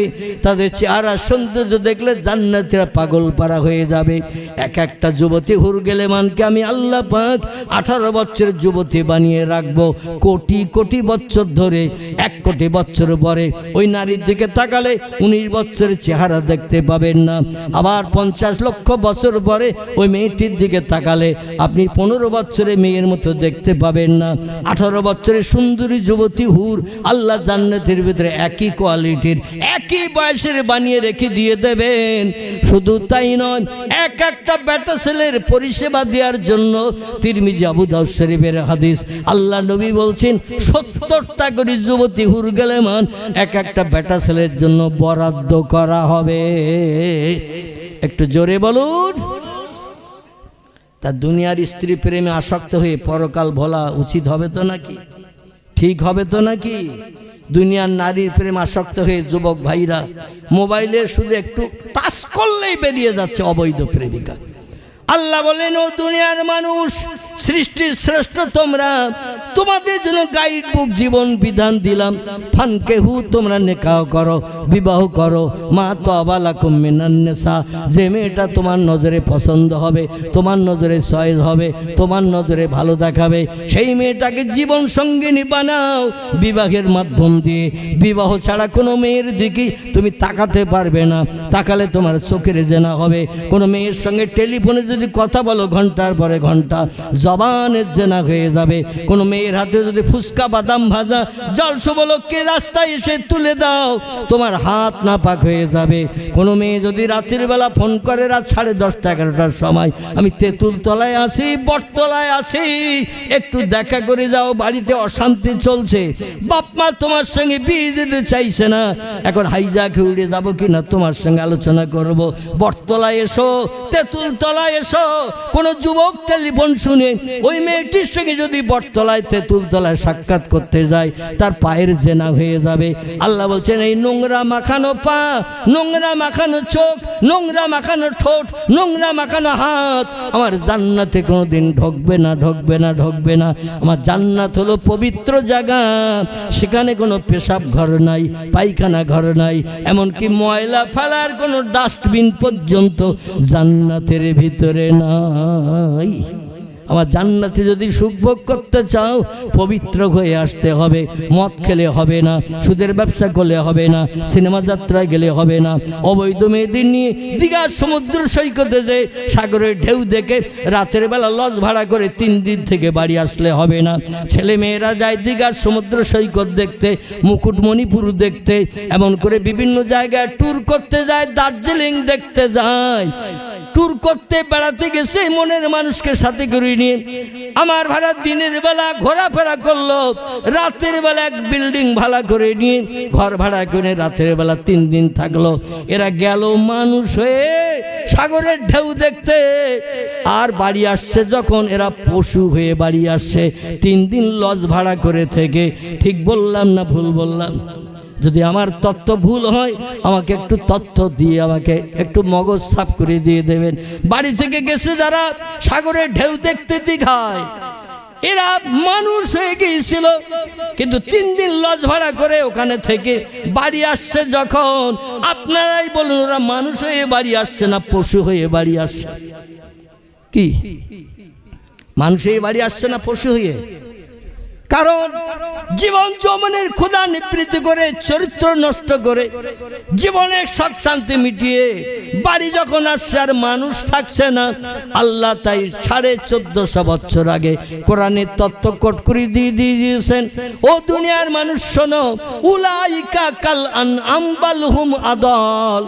আল্লাহ কোরআনের তত্ত্ব কোট করে দিয়ে বলছেন, তোমাদের বানালাম সৃষ্টির শ্রেষ্ঠ মানুষ করে, কিন্তু তোমরা বেড়াতে যে ট্যুর করতে যে যখন 3 দিন লজ ভাড়া করে থেকে বাড়ি আসছো, তোমরা হয়ে গেলে চতুষ্পদ জন্তুর সমান। কিসের সমান? চতুষ্পদ জন্তুর সমান। কথা বলেন না আপনারা। আমি একটু বাংলাদেশে ঘন ঘন যাই।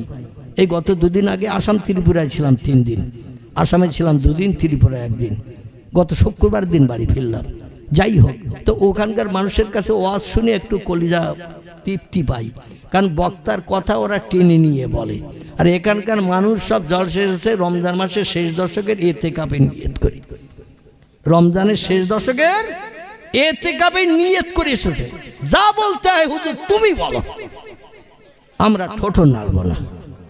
আবার অনেকে এসেছে বাড়ির থেকে আসার সময় খোকার মার সঙ্গে ঝামেলা করে, মন গরম গরম ভাব, কথা বলতে ভালো লাগে না, মন গরম গরম ভাব। আচ্ছা, কার কার এরকম মন গরম ভাব একটু দেখান তো হাত তুলে, যে আসার সময় ঝামেলা হয়েছে খোকার মার সঙ্গে। নাউজুবিল্লাহ। কিন্তু কথা বলেন না। পয়গম্বর মুহাম্মদ রাসূলুল্লাহ দৈনন্দিন ফজরের নামাজ বাদ, জোহরের নামাজ বাদ, আসরের নামাজ বাদ, মাগরিবের নামাজ বাদ, এশার নামাজ বাদ, দৈনন্দিন মসজিদে নববীর ভিতরে ওয়াজ করেছেন একটানা 10 বছর। ক বছর? এখন আর মসজিদে জলসা হয়? একটু কথা বলেন। এখন মসজিদে জলসা হয় না, জলসা সব বাইরে ফাঁকায় প্যান্ডেল করে হয়, কিন্তু নবী ওয়াজ করেছে একটা 10 বছর মসজিদের ভিতরে। আল্লাহু আকবার। বিশ্ব নবী ওয়াজ করতে করতে সাহাবীরা কেমন শুনছেন মাঝে মাঝে একটু যাচাই করতেন।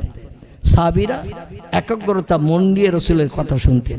নবী বলতেন কি বলেছি বাবারা, সাহাবীরা সঙ্গে সঙ্গে প্রত্যুত্তরটা দিতেন। আর যেই প্রত্যুত্তর দিতেন আল্লাহ নবী খুশিতে বাগবাগ হয়ে আবার জিজ্ঞাসা করতেন কি বলেছি বাবারা। একটা কথা নবীজি 3 বার সাহাবীদের কাছে জিজ্ঞাসাবাদ করতেন। এখন বর্তমান যুগের বক্তারা যদি একটা বারও জিজ্ঞাসা করে মানুষ আর ঠোঁট নাড়ে না। বিশ্ব নবীর সুন্নত আদায় করলে আমাদের লাভ হবে না লস হবে? লাভ হবে না লস হবে? লাভ হবে, লাভ হবে। এইটাই রাসূল বলছেন, মান তামাসসাকা বিসুন্নতি ইনদা ফাসাদি উম্মতি ফালাহু আজরু মিআতা শহীদেন। আখিরি জামানায় শেষ যুগে, এই যুগটা প্রথম যুগ না শেষ যুগ? এই যুগটা প্রথম যুগ না শেষ যুগ? একেবারে শেষ যুগ। অনেক ওলামারা বিচক্ষণ পণ্ডিতরা বলছেন ইমাম মেহেদির জন্ম হয়ে গেছে।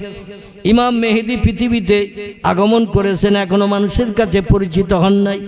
ইমাম মেহেদি আসা মানে আল্লাহ পাক পশ্চিম দিকে সূর্যোদয়ের প্রস্তুতি নিচ্ছেন। ঈসা রুহুল্লাহ এসে যাবে, কানা দাজ্জাল এসে যাবে, পরস্পরা এসে যাবে। অধিকাংশ বিজ্ঞ পণ্ডিত আলেমেরা বলছেন ইমাম মেহেদির জন্ম হয়ে গেছে, তিনি মানুষের কাছে পরিচিত হবেন কিছুদিন পরে। এই যুগটাই সময় সম্পর্কে নবীজি 1450 বছর আগে বলেছেন, আখিরি জমানার শেষ যুগে মানুষ আমার একটা সুন্নত যদি জিন্দা রেখে হাটে মাঠে রাস্তাঘাটে পথে জামার বাড়ি শ্বশুর বাড়ি যেখানে যায় আমার একটা সুন্নত চালু রেখে যদি যায়, একটা সুন্নত জিন্দা রেখে যদি যায়, আল্লাহ পাক খুশি সন্তুষ্ট হয়ে যায়। ওই লোকটাকে 100 শহীদের মর্যাদা দিয়ে হিসাব নিকাশবিহীন জান্নাত হালাল বানিয়ে দেবে। আমরা হিসাব নিকাশ ছাড়া জান্নাতে যেতে চাই না, চাই না। চাই। তাহলে হিসাব নিকাশ ছাড়া যদি জান্নাতে যেতে চাই, নবীজির সুন্নত অন্তত একটাও আদায় করে যাওয়া কবরে ভালো না খারাপ? কবরে যাওয়া ভালো। বিশ্বনবীর সুন্নত, বাহ্যিক সুন্নত তিনটি। একটি হলো মাথার টুপি, 2 নম্বর মুখের দাড়ি, 3 নম্বর হাঁটুর নিচে লম্বা জামা। কোনো মুসলমান যদি হাঁটে, মাঠে, পথে, রাস্তাঘাটে, জামার বাড়ি, শ্বশুর বাড়ি, যেখানে যায় এই টুপি যদি মাথায় দিয়ে যায়, মুখে যদি দাড়িটা নিয়ে চলে যায়, হাঁটুর নিচে লম্বা জামা গায়ে দিয়ে যদি চলে যায়, নবীর কথা মিথ্যা না সত্য? সত্য। সেই খোদার কসম, নবীর কথার দিকে দৃষ্টি নিক্ষেপ করে আমি কসম খেলাম, সেই খোদার কসম, আল্লাহ পাক হাসরের মাঠে আপনাকে হিসাব নিকাশবিহীন জান্নাত হালাল বানিয়ে দেবেন। কিন্তু ইংল্যান্ড, আমেরিকা, জাপান, জার্মানির মানুষদের আদর্শ চরিত্র, তাদের সুন্নত যদি আমরা মেনে চলি, আমরা জান্নাতে যাব তো? যাব তো? রাসূল বলছেন, ও দুনিয়ার মানুষরা তোমরা শোনো, মান তাসাব্বাহা বিকওমিন ফাহুয়া মিনহু। আমার উম্মতেরা যদি কোনো বিধর্মীদের আদর্শ জীবন চরিত্র, পোশাক পরিচ্ছদ, খাওয়া দাওয়া, ওরা যেমন বাম হাতে খায়, অধিকাংশ ইহুদি খ্রিস্টান ওরা ডান হাতে খায় না, বাম হাতে খায়। মুসলমানের ছেলেরা দেখা দেখি বাম হাতে খাওয়া শুরু করে দিয়েছে। করছি, আমার খেয়াল আছে, বসেন চুপ করে বলেন।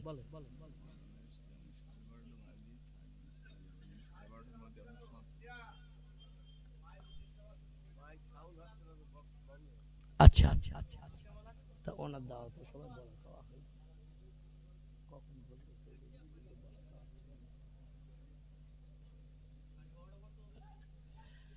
মাইক ম্যান কোথায় গেলেন ভাই? মাইকের আওয়াজ একটু বাড়িয়ে দেন, আস্তে আস্তে ভোল্টেজ লো হয়ে আসছে। একটু মহব্বতে কলেমার জিকির, লা ইলাহা ইল্লাল্লাহ, লা ইলাহা,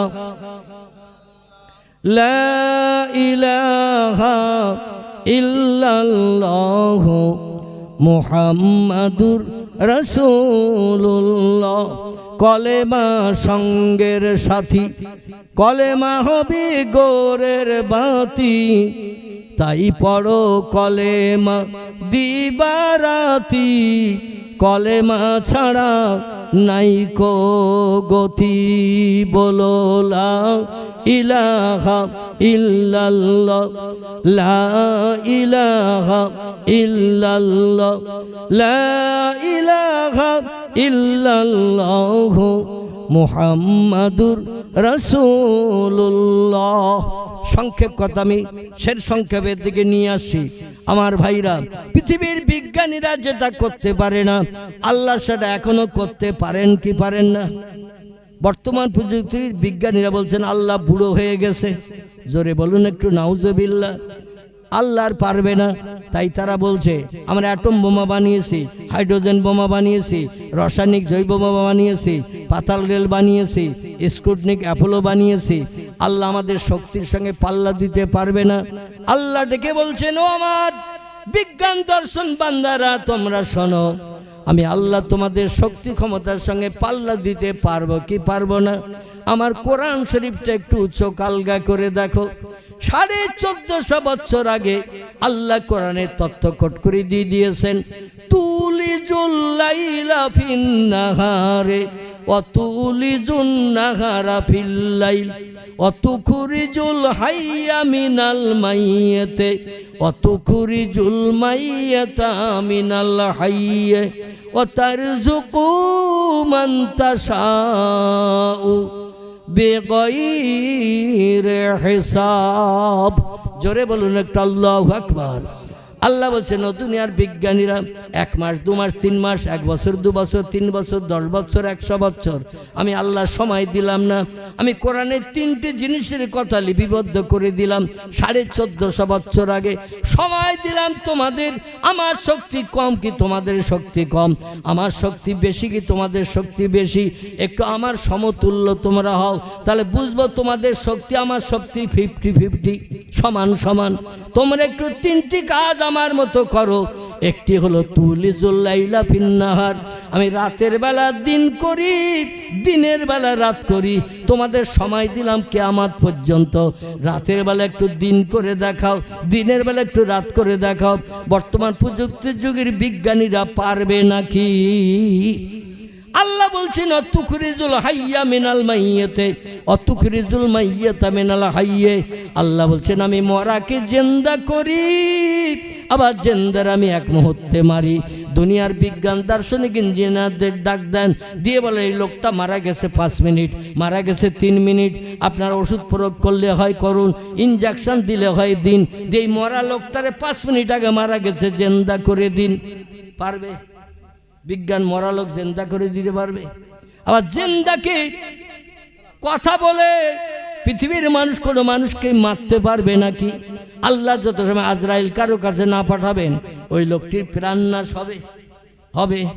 কোরআন যে চিরসত্য, এ মাদ্রাসায় পড়ানো হচ্ছে যে কোরআন, ছোট ছোট বাচ্চা ছেলে মেয়েদের কোরআনি তালিম দেওয়া হচ্ছে। এই কোরআনি তালিম নিলে, কোরআনের জ্ঞান নিলে আল্লাহর কোরআনের উপরে তাদের ইমান পাকাপোক্ত হবে। আমাদের মতো দুজাইতে জার্সি গরু মার্কা ওদের ইমান হবে না। জোরে বলুন একটু নাউজুবিল্লাহ। আমাদের ইমান পোল্ট্রি মুরগি মার্কা, জার্সি গরু মার্কা, খচ্চর মার্কা, নাও এটা নাও ওটা। কিন্তু যারা মাদ্রাসায় পড়াশুনো করে এবং ওই কোরআনের জ্ঞান যারা হৃদয়ঙ্গম করে, মেমোরিতে জমা করে, আল্লাহদের ইমানকে পাকা করে দিয়ে দেন। একটা ছোট্ট তথ্য আমি দিয়ে বক্তৃতা শেষ করব। তথ্যটি হলো এই, আল্লাহর একজন মাহবুব প্রেমিক বান্দার নাম আপনারা কম বেশি শুনে থাকবেন। লোকটির নাম হযরতে সরি শক্তি রহমাতুল্লাহ আলাইহি। খুব সংক্ষেপ করে বলতে চাইছি, ইনি একটি মাদ্রাসা বানিয়েছেন ইরাকের দেশে। এই মাদ্রাসার ছাত্রদের কোরআনি তালিম দিতেন। আপনারা যেমন মাদ্রাসা বানিয়েছেন, আমি অধম আমার এখনো মনে আছে, এই পাশে একটা মক্তবখানার ভিত গেড়ে গিয়েছিলাম, যদিও নজরে দেখতে পাই নাই। রাস্তা দিয়ে চলে এসেছে এই নতুন মাদ্রাসায়। আছে না সেটা? আলহামদুলিল্লাহ, আল্লাহ পাকের অশেষ আপনাদের প্রচেষ্টায় সেই মক্তবে থেকে এখন বড় মাদ্রাসা তৈরি হয়েছে। 100-র উপরে ছাত্র এখানে মাদ্রাসায় পড়াশোনা করছে, যদিও 2-5 জন হয়তো কম বেশি হবে। হযরতে সরিশক্তি রহমাতুল্লাহ আলাইহি কোরআনের হাফেজ বানানোর জন্য ছেলেদের ভর্তি নিয়ে কোরআনি তালিম দিচ্ছেন। একটা ছেলের ব্রেন মগজ যদি ভালো সাফ হয় 3-4 বছরের ভিতরে কোরআনের হাফেজ হয়ে যায়। যাদের ব্রেন মগজ একটু লো পাওয়ারের হয় তাদের 5-6 বছরের উপরে সময় লেগে যায়। এই সরিশক্তি রহমাতুল্লাহ আলাইহির কাছ থেকে একজন ছাত্র ব্রেন মগজ তার খুব ভালো ছিল, যে লোকটির নাম হযরতে শাহ শিবলি নোমানী রহমাতুল্লাহ আলাইহি, যিনি বিশ্ব নবীর একটি জীবনী গ্রন্থ লিখে তাম বিশ্ববাসীর কাছে সুপরিচিত হয়েছেন। বইটির নাম হলো সিরাতুন নবী। কি নাম বললাম? বিশ্ব নবীর জীবনী গ্রন্থ, নাম হলো তার সিরাতুন নবী। এই সিরাতুন নবী বইয়ের লেখকের নাম হযরতে শাহ শিবলি নোমানী রহমাতুল্লাহ আলাইহি। এই কোরআনের হাফেজ হওয়ার পরে ওস্তাদের কাছ থেকে মাথায় পাগড়ি বেঁধে নিয়ে বাড়ি চলে আসছেন তিনি। হুজুর ডেকে বললেন, বাবা শিবলি, আমার মাদ্রাসায় থাকার আর সময় তোমার নাই। কোরআনের শুরু থেকে শেষ পর্যন্ত তোমার সিনাই কোরআন জমা করে দিয়েছি, মগজে কোরআন আমি তোমার এমন করে অ্যাটেস্ট করে দিয়েছি। ও বাবা, তুমি বাড়ি চলে যাও।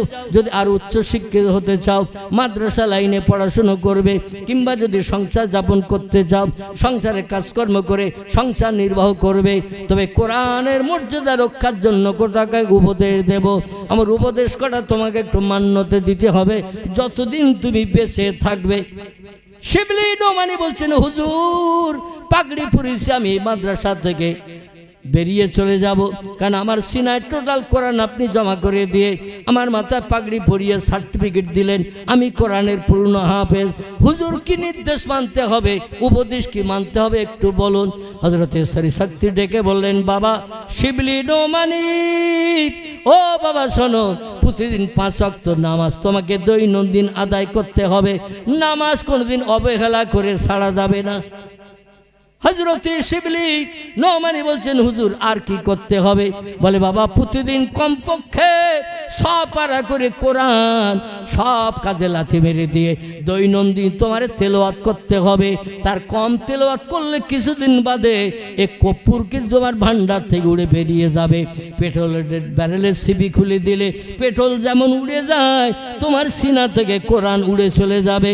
দৈনন্দিন কম করে 100 পারা করে কোরআন তোমার তেলাওয়াত করতে হবে। বলে হুজুর আর কি করতে হবে বলুন। হযরতে সরিশক্তি ডেকে বলছেন বাবা কোরআন যাতে সিনায় জমা থাকে এবং কোরআনের আদর্শ মোতাবেক তোমার জীবন গঠন করে চলতে পারো, এজন্য তুমি এলাকায় যে বাড়িতে যে একটা তুমি মাদ্রাসা তৈরি করবে, এলাকার ছেলে মেয়েদের একটু কোরআনি তালিম দিয়ে দেবে বাবা। কোরআনি তালিম তারা নিলে তুমি দুনিয়া থেকে বিদায় নেবে। ছাত্র ছাত্র ছাত্র ছাত্র এইভাবে যতদিন তারা কোরআন তেলাওয়াত করবে আল্লাহ পাক তোমার কোরআন তেলাওয়াতের সব প্রত্যেকটি ব্যক্তির নসিবে যতটা জুটাবে তোমার নসিবে ততটা সব লিপিবদ্ধ করে দেবেন। জোরে বলুন একটু সুবহানাল্লাহ। খুব সংক্ষেপ কথা, হযরত শিবলি নোমানী রাহমাতুল্লাহ আলাইহি বাড়ি ফিরে এসেছেন। বাড়ি ফিরে এসে দাজলা নদীর কিনারায় একটা ছোট্ট মাদ্রাসা বানিয়েছেন।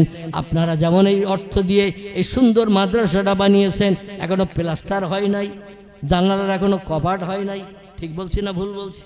এখনো দরজা কমপ্লিট হয় নাই, ইটের দেওয়াল আছে, দাঁত বার করে একটু প্লাস্টার করতে হবে, ঢেকতে হবে, তারপরে তো চেহারার সৌন্দর্য বাড়বে। উলঙ্গ দাঁড়ালে কেমন, আর পোশাক পরিচ্ছদ পরে দাঁড়ালে কেমন, ঠিক তদনুরূপ মাদ্রাসার অনেক কাজ বাকি। তাই একটু ছোট্ট তথ্য দিচ্ছি আপনাদের কাছে। দাজলা নদীর কিনারায় খেজুরের পাতার মাঝখানে ডাটা দিয়ে বেড়া দিয়ে বানিয়েছেন, আর খেজুরের পাতার ছাউনি দিয়েছেন ওপরে। বর্ষার পানি হলে পানি পড়বে, সূর্যের রৌদ্র পড়লে রৌদ্র ভিতরে পড়বে। নতুন একটা মাদ্রাসা বানিয়েছেন ইরাকের দাজলা নদীর কিনারায়। পাড়া প্রতিবাসীদের কাছে যেয়ে বললেন আমার হুজুরের উপদেশ নিয়ে এসেছে, আপনারা আপনাদের ছেলে মেয়ে আমার মাদ্রাসায় দিন, পড়ানোর জন্য পয়সা লাগবে না, কিতাব কিনতে দিতে হবে না, খেতে দিতে হবে না, আমি নিজেই সব খরচ বহন করব, আল্লাহর কোরআনের তালিম দেব। কারণ আল্লাহ পাকের নবী জানিয়েছেন যারা কোরআনের তালিম দেয়, নিজে কোরআন শিক্ষা করে, এর মতো উত্তম ব্যক্তি পৃথিবীতে আর দ্বিতীয় নাই। জোরে বলুন একটু সুবহানাল্লাহ। এলাকার লোকেরা বলল শিবলি ও ফকিরি বিদ্যা ছেলে মেয়েদের শিক্ষা দেব না, ও কোরআনি তালিম নিলে হাফেজ হলে, কোরআনের ইলম কালাম নিলে ও ফকিরি বিদ্যা হবে, ওতে ভবিষ্যৎ সংসার জীবন সুখের হবে না। আমরা মাস্টার করব, ডাক্তার করব, ইঞ্জিনিয়ার করব, এমন করে নামি দামি উচ্চ শিক্ষিত করব, যাতে হাজার হাজার টাকা তারা উপার্জন করতে পারে, সংসার জীবনটা বড় সুখময় হয়। এই চিন্তা ভাবনা নিয়ে আমরা রেখেছি ছেলে মেয়েদের উচ্চ শিক্ষিত করব, ফকিরি বিদ্যা শিক্ষা দেব না। হযরত শিবলি রাহমাতুল্লাহ আলাইহি পাড়ায় যে ঘুরে ঘুরে বিফল হয়ে গেলেন, খালি হাতে ফিরে আসছেন তিনি, মুখটা একটু মলিন। হুজুরের কথার বোধহয় মর্যাদা হবে না, আমি 5 ওয়াক্ত নামাজ পড়ি, রমজানে রোজা রাখি, মিথ্যা কথা বলি না, চুরি ডাকাতে চিন্তাই করি না, কিন্তু মাদ্রাসা তৈরি করলাম বটে, কিন্তু কোনো ছাত্র পাই না। মুখ কালো করে ফিরে আসছেন। হঠাৎ ফিরে আসতে যাক বুড়িমার ঘরের দরজার উপর দিয়ে রাস্তা দিয়ে ফিরে আসছেন। বুড়ি ডেকে বলছেন বাবা শিবলি, যাওয়ার সময় দেখলাম তোমার হাসি মুখ, এখন ফিরে যাচ্ছ তোমার কালো মুখ। ও বাবা কিসে কি হয়েছে? কেউ তোমারে কি মারধর করেছে? কেউ কি তোমারে গালমন্দ করেছে? মুখ কালো করে কেন যাও? শিবলি বলে বুড়িমা আমি আপনারে চিনি না, আপনি আমারে চেনেন না। আমি দীর্ঘদিন ছিলাম ইরাকের বাগদাদের পার্শ্ববর্তী এলাকার ওই মাদ্রাসায় কোরআনি তালিম নিচ্ছিলাম। হাফেজ হয়ে হযরতে সরিশক্তি ব্যক্তির কাছ থেকে আমি কোরআনের তালিম নিয়ে ঘরে ফিরেছি। হুজুর আমার একটা মাদ্রাসা বানাতে বলেছিলেন, আর মাদ্রাসায় ছেলে মেয়েদের কোরআনি তালিম দিলে আমার সিনায় কোরআনটা একেবারে কমপ্লিট হয়ে জমা হয়ে থাকবে, কোনোদিন কোরআন ভুলবো না, কোরআন আমার সিনা থেকে বেরিয়ে যাবে না। আল্লাহ নবী বলছেন কোরআন সিনায় নিয়ে সে মতো আমল করে যে ব্যক্তি কবরে কবরস্থ হয়, আল্লাহ পাক দুনিয়ার জমিনের মাটি তার লাশকে পর্যন্ত খেতে নিষেধ করে দিয়ে দেয়। জোরে বলুন একটু সুবহানাল্লাহ। হাফেজের লাশ কোরআনই কবরস্থ, কোরআনের ব্যক্তি যদি হাফেজ যদি কবরে কবরস্থ হয়, এদের লাশ জমিন কিয়ামত পর্যন্ত খাবে না, যেমন রাখা হবে তেমন অক্ষত থাকবে কোরআনের ইজ্জতের খাতিরে।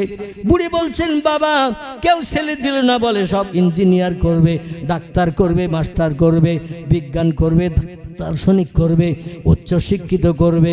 আমার মাদ্রাসায় পড়ালে নাকি ফকিরি বিদ্যা, এতে পয়সা কড়ি নাই, এই জন্য কেউ দিতে চায় না। বুড়ি বলল বাবা কোরআনের হাফেজ তুমি, আমি স্বামী হারা বিধবা নারী, বর্তমানে আমার স্বামী নাই, ওই একটাই মাত্র বাচ্চা আমার আছে বাবা, মাত্র 6 বছর বয়স। এই বাচ্চা ছেলেটারে আমি তোমার মাদ্রাসায় দিয়ে তোমার মুখে হাসি ফোটাতে চাই, আল্লাহর কোরআন ইজ্জত রক্ষা করাতে চাই।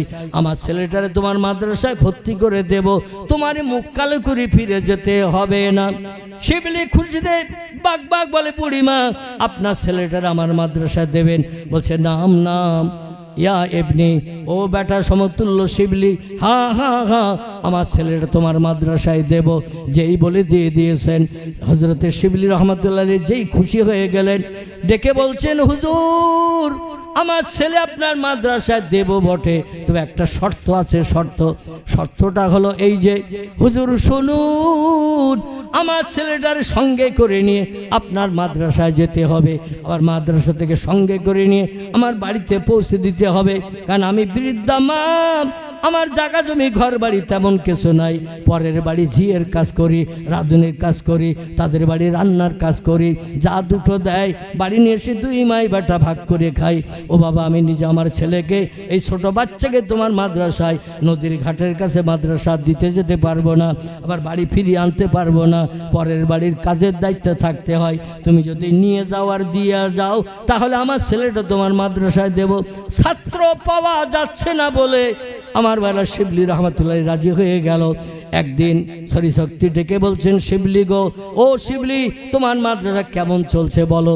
হযরতে শিবলি নৌমানি বলছেন, হুজুর মাদ্রাসায় আপাতত অল্প কিছু ছাত্র হয়েছে, দেখা দেখি কিছু মানুষ ছাত্র দিয়েছে, তো মাদ্রাসা পরিপূর্ণ এখনো জমাট বাঁধা হয় নাই।